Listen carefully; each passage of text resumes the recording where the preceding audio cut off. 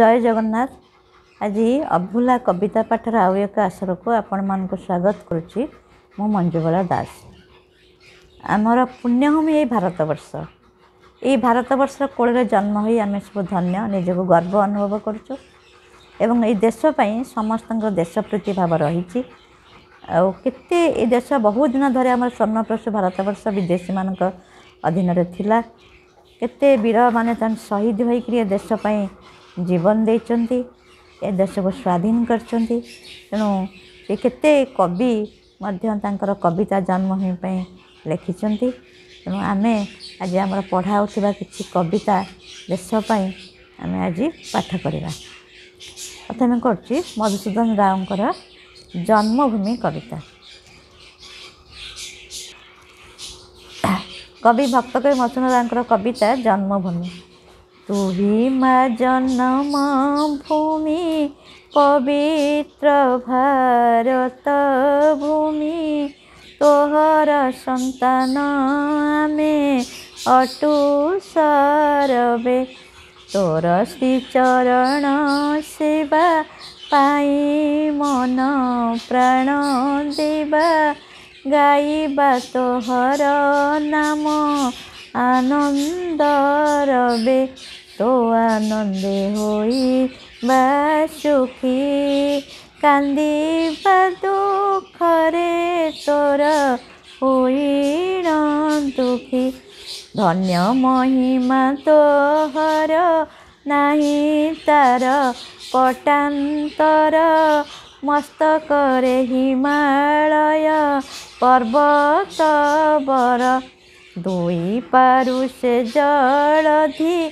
ब्रह्मपुत्र सिंधु नदी, चरण रे विराजित महासागर, विंध्यगिरि बर कटिरे, गंगा आदि केते नदी शोभे शरीरे, जन्मिले तो कोଳରେ केते सुर वीर नरे, रामचंद्र भीष्म द्रोण कर्ण अर्जुन, महाकवि वेद व्यास बाल्मीक कालिदास, गाइले पवित्र कंठे तोहरी गुण, चैतन्य महात्मा जने प्रचारिले विभु नाम आनंद मने,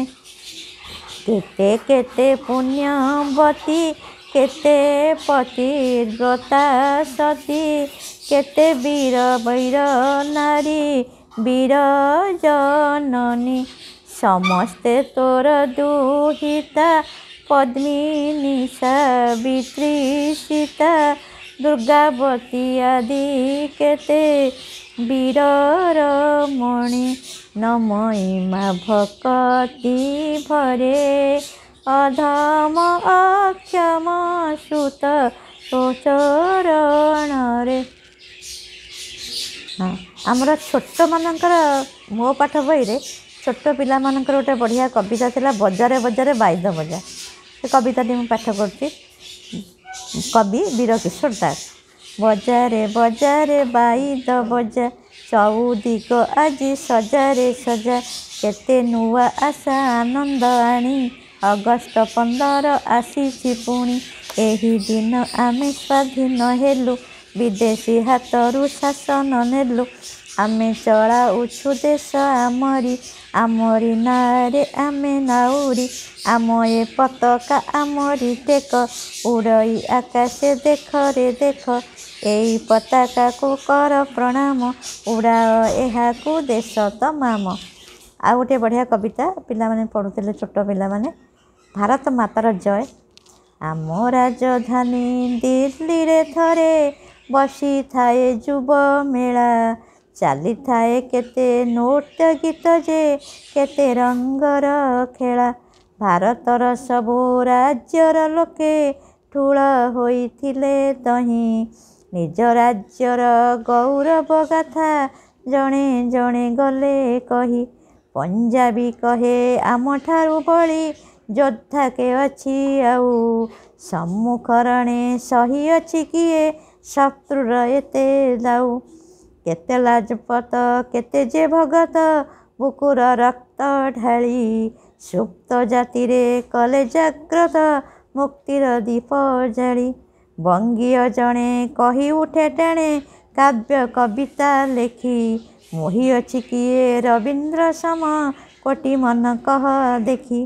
କହେ ଗୁଜୁରାଟି ଗୁର୍ଜର ମାଟି ଧନ୍ୟ ବାପୁଜୀ ପାଇଁ ଦେଖାଇଲେ ସେ ଯେ ଶାନ୍ତିର ପଥ ବିଶ୍ୱ ତା ସରି କାହିଁ।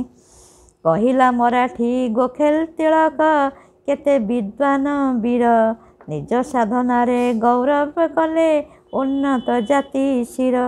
ତେଲୁଗୁ ତାମିଲ କନ୍ନଡ଼ ଆଦି ଦେଖାଇ ଗର୍ବ ଠାଣି ଶୁଣାଇଲେ ସବୁ ନିଜ ରାଜ୍ୟର ସିଦ୍ଧ ସାଧକ ବାଣୀ। ଉତ୍କଳୀ କହେ ନୀଳାଚଳେ ଆମ ଭେଦା ଭେଦ ଭାବ ନାହିଁ ଗୋଟିଏ ମାର ସନ୍ତାନ ଆମେ ସଭିଏଁ ଭଉଣୀ ଭାଇ। ଯୁଗ ଯୁଗ ଧରି ଉତ୍କଳ ଆମ ସାମ୍ୟର ଗୀତ ଗାଏ ଭୁଲି ଯିବା କିତା ଦେଖାଇ ବଡ଼ିମା ଛୋଟ ହେବା ଛାଏଁ ଛାଏଁ।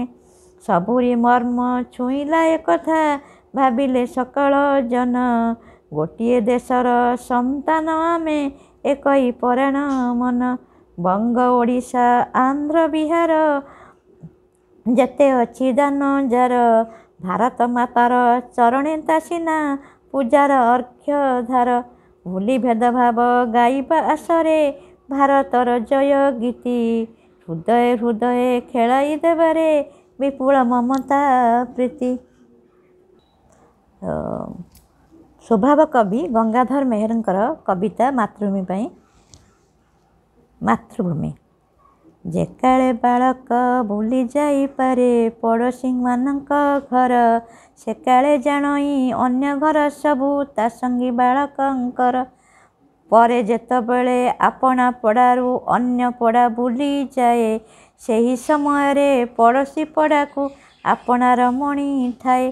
ଅନ୍ୟ ଗ୍ରାମେ ପୁଣି ଯାଏ ଯେବେ ନିଜ ଗ୍ରାମରୁ ହୋଇ ବାହାର ସେକାଳେ ଜାଣଇ ନିଜ ଘର ଜଇଁ ସେ ଗ୍ରାମ ଅଟେ ତାହାର।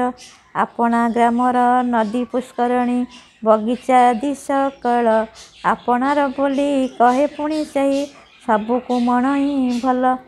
ବଡ଼ ହୋଇ ଆମେ କରି ଯାଇପାରେ ଅନ୍ୟ ରାଜ୍ୟ ବିଚରଣ ବଖାଣଇ ତହିଁ ନିଜ ରାଜ୍ୟ ରାଜା ଲୋକଙ୍କର ଶ୍ରେଷ୍ଠପଣ।